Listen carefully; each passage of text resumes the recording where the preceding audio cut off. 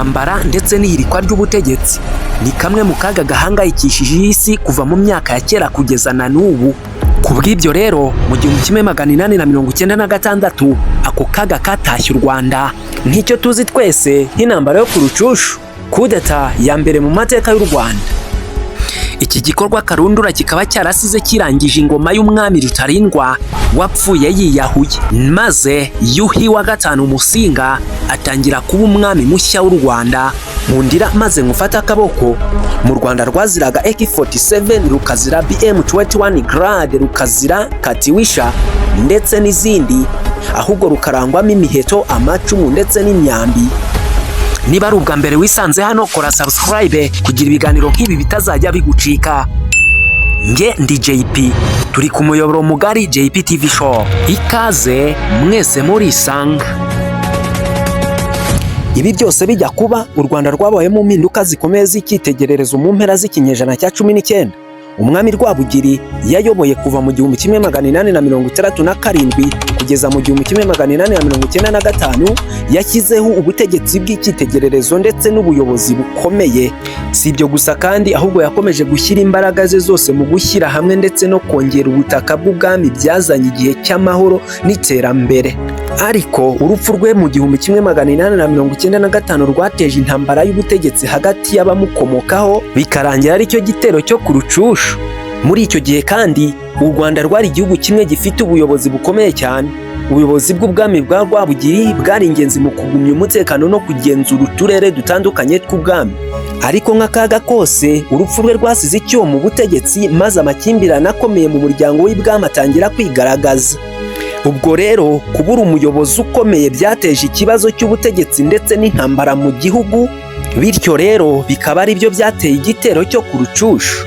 Mbere y'uko twinjira muri iyi ntambara, reka tubanze tumenye abagizemo uruhare rukomeye muri iyi ntambara yo Kurucunshu. Umwami Kigeli wa kane Rwabugiri, umwami w'u Rwanda mbere y'igitero. Uyu rero akaba yarazwiho kuba afite imbaraga z'uburwanashyaka ndetse no gushyira hamwe mu buyobozi bw'igihugu. Uwa kabiri urimo rero w'imena ni Rutarindwa. Uyu we rero ntiwasimbuye Rwabugiri, wahuye n'ibibazo bikomeye by'amakimbirane mu ngoma ye. Ku ikubitiro rero turahasangaho Kanjogera, umwamikazi w'umubyeyi ufite imbaraga n'icyubahiro mu nzu y'ingenzi. Uyu rero akaba yaragize uruhare rukomeye mu gitero cya Rutarindwa, akoresheje imbaraga ze n'amasezerano kugira ngo ashyireho umwami mushya.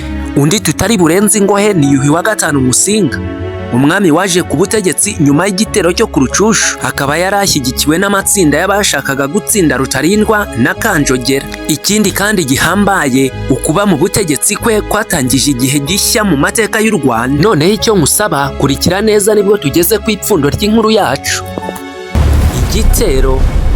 Igitero cyabereye mu karere ka Rucunshu, aho imbaraga zari zishyigikiwe na Kanjogera ndetse n'andi matsinda yabashaga gutsinda Rutarindwa, yatangaje igitero cy'umwaka.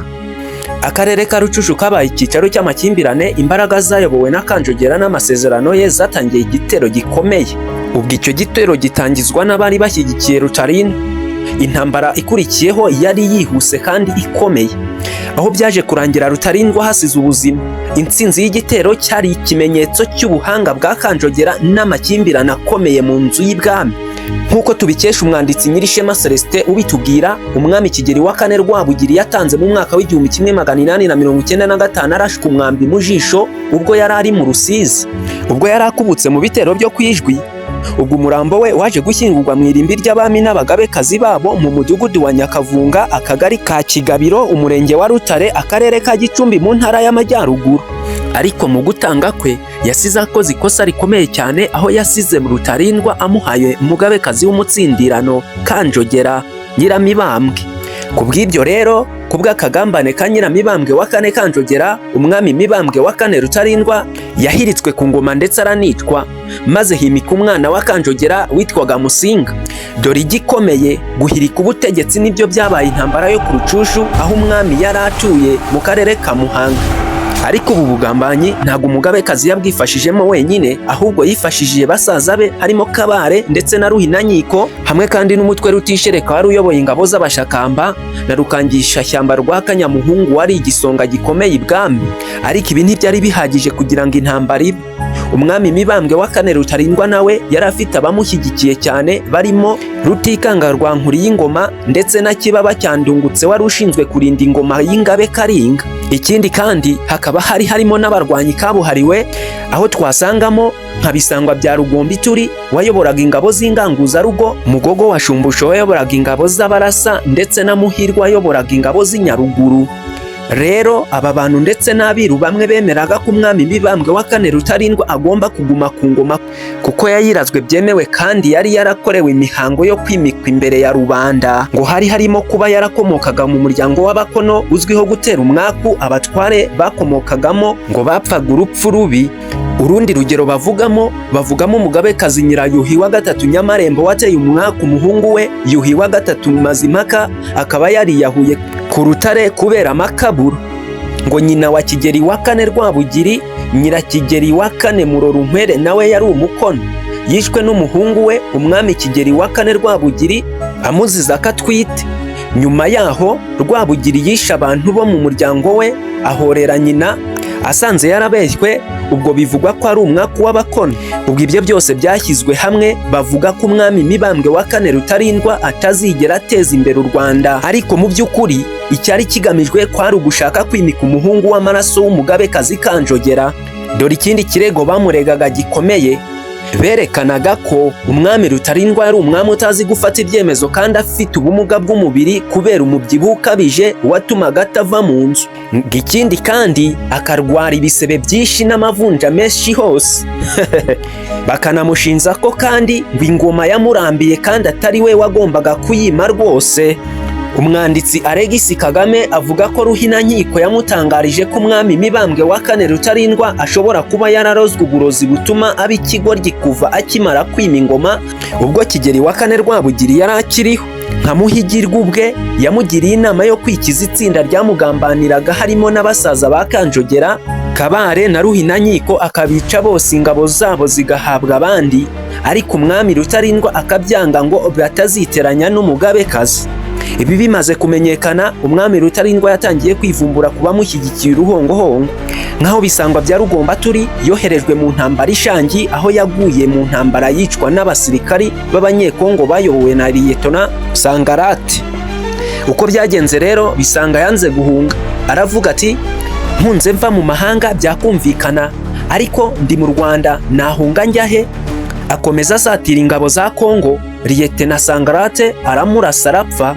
Mbere yo gupfa yaravuze ati uwanyoye amata y'ibwami ayishyuza amaraso. Umuvandimwe wa Bisangwa witwaga Sehene yafashe ibye agira inama umwami Rutarindwa yuko agomba kwica Musinga umuhungu wa Kanjogera ngo acyure ijuru ibwami, ariko umwami Rutarindwa yarabyanze maze avuga ko adashobora kugambanira umuvandimwe we kuko adafite icyaha. Dore ibyago Sehene yagize. Amakuru yageze kuri Kabare maze amuteza abantu baramwica bamunize, apfa atyo bucece.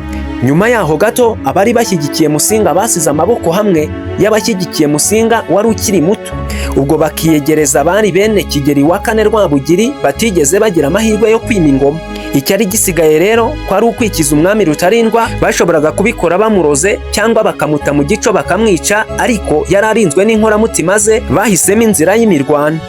Umwami rero akaba yaratuye Rukaza ku musozi wa Rucunshu ategereje ko urugo rushya rw'imiko hepfo ya Shogwe rwuzura. Intambara rero yari yiteguye ku mpande zombi kuko bari bamaze igihe bombi bitegura. Rurindi ruhande rw'Umugabekazi Kanjogera nta ngabo zihagije bari bafite.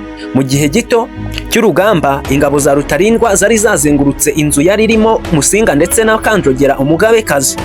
Umugabekazi abibonye ashaka kwiyahura akica umuhungu we Musinga, ariko Kabare wari uraho arababuza nubwo inzu yari yamaze gukikizwa n'ingabo zari ziteguye kwinjiramo zikabica. Aha rero umugambi wari ugeze ku iherezo. Umutware Rwamabano wa Mirimo yazanye ingabo ze z'Abatanyarwa baturutse mu Budaha baje gutabara umwami.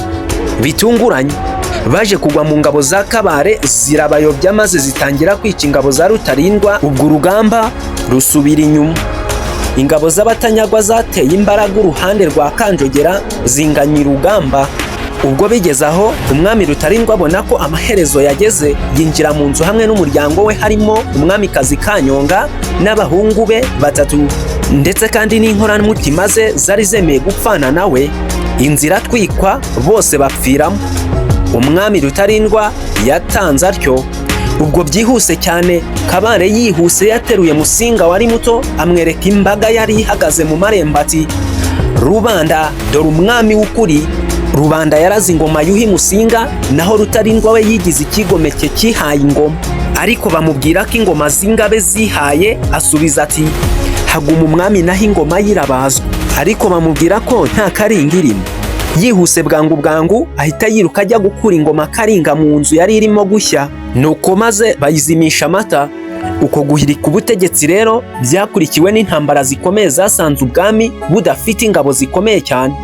Izo ntambara zikaba zaragizwemo uruhare n'abari baranambye ku mwami Rutarindwa. Izi zikaba zariswe intambara z'abahinza. Ibi bikaba byarahise bituma ubwami bwitabaza abazungu kuko bari barageze mu Rwanda kugira ngo barwanye ibyo bitero, kuko nta bushobozi bari bafite bwo kurwanya ibyo bitero. Ngayo nguko uyu mwami Yuhi wa gatanu Musinga yibye ingoma. Ibi ni ingenzi kurusha ibindi. Kora subscribe, share na comment. Documentary y'ubutaha itazagucika. Mukomeze kugira ubugiri n'ubugingo.